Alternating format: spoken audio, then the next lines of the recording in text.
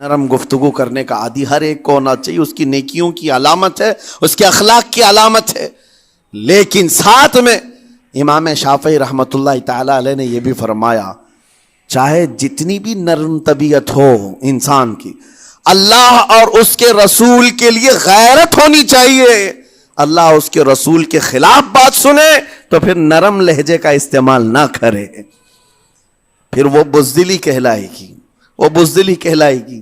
آج میں ایک بات یہ بھی بتا دوں، بہت سارے لوگ یہ سمجھتے بھی ہیں۔ ابھی چند دن قبل میں ماررہ مطہرہ میں بیان کیا اخلاق کے، اولیاء کرام کے مذہب و مسلک پر، اور پچھلے 15 سالوں سے میں نے بہت سارے خطابات کیے ہیں اخلاق پر، معاشرے کی برائیوں پر، لیکن ابھی چونکہ چند دنوں میں جلسے پروگرام بہت سارے ہو گئے اور عظمت ناموں سے رسالت پر زیادہ گفتگو ہونے لگی، تو لوگوں میں ایک امیج الگ بیٹھی ہوئی ہے۔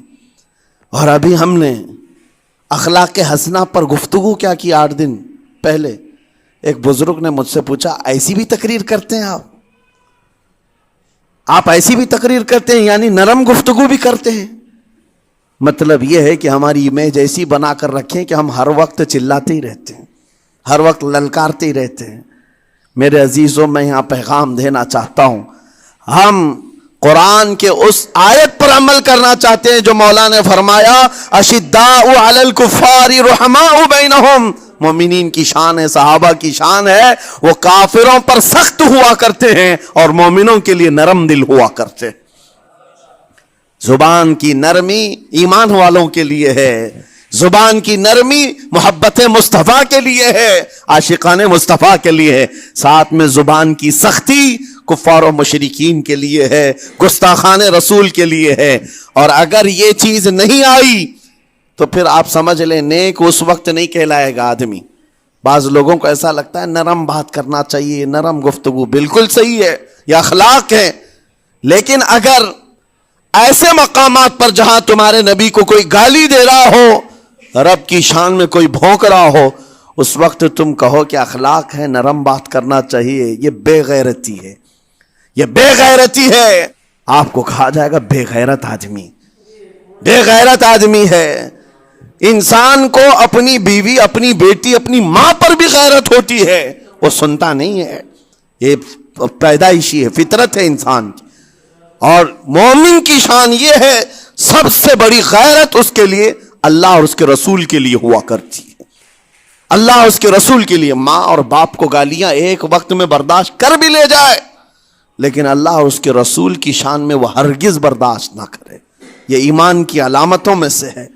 بہرحال میں نے زبان کے دونوں استعمال آپ کو بتائے، سخت لہجے بھی ہیں، نرم لہجے بھی ہیں، لیکن جب آپ کا پالا کسی گستاخ سے نہ پڑے تو ہمیشہ نرم گفتگو کرنے کے عادی بنے۔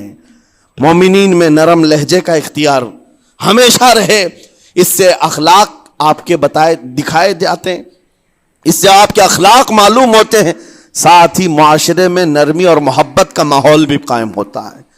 ڈانٹنے کے طریقے بھی میں آپ کو بتاؤں، میرے والد اگرامی فرمایا کرتے تھے، حضور حافظ ملت رحمت اللہ علیہ جو الجامعۃ الاشرفیہ مبارک پور کے بانی ہیں، اور بڑے محدث جنہوں نے ایک نہیں ہزاروں عالم پیدا کیے، اس ہندوستان کی بات کر رہا ہوں۔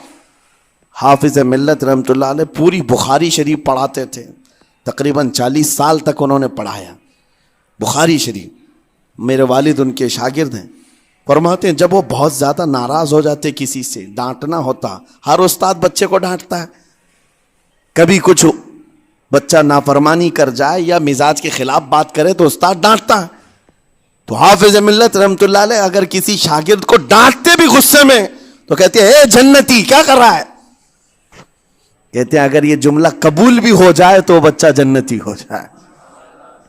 لہجے کی یہ استعمالات اولیاء سے سیکھو میرے عزیزو۔ غصے پر کنٹرول اس وقت تمہارے اخلاق معلوم ہوتے ہیں جب تمہارا غصہ عروج پر ہوتا ہے، اس وقت تمہاری حقیقت لوگوں کے سامنے آتی ہے۔